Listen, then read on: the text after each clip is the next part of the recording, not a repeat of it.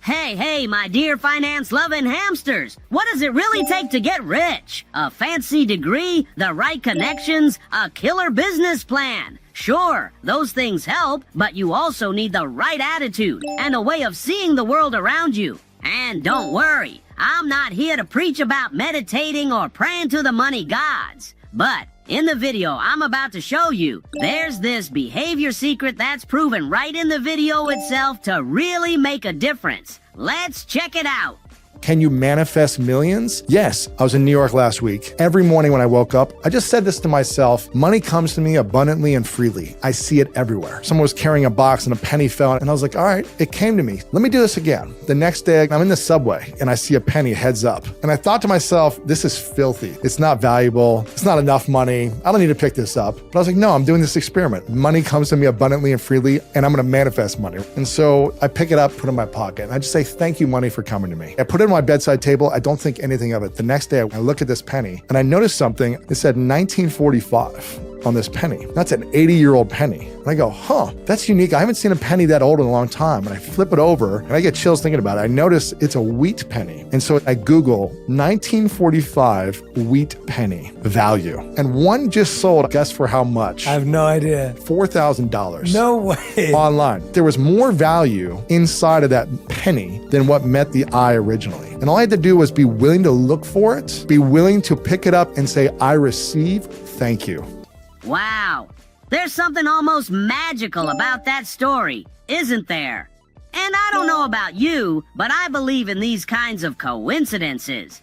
It's like the universe is lending a hand to those who are open to help, and even rarer, those who are grateful for it. Do you believe in that kind of magic? Drop your thoughts in the comments. Today's episode was a bit different. And I'm glad for it, because we don't always have to talk just about dry stats, right? See you in the next video, and remember, hamsters are power, one for all and all for one!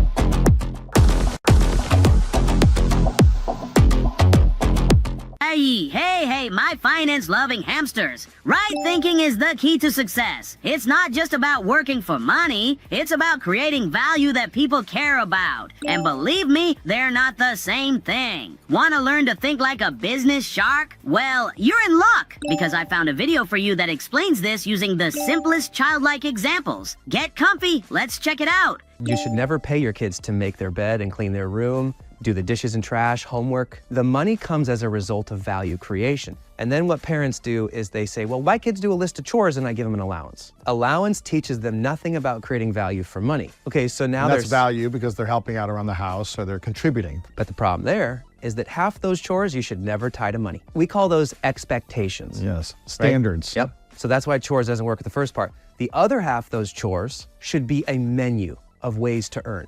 And it should be unlimited, okay? And then, so we call those gigs. And that is the winner for every single family. The moment your kid starts hunting for ways to create value at home or in the neighborhood, we call those community gigs. Now they're going out and having a lens to see the world, not what I can get, but how I can create value for others. That is the true hack for all financial competency. Isn't that an interesting approach? I wish they'd explain things to me like this when I was a kid.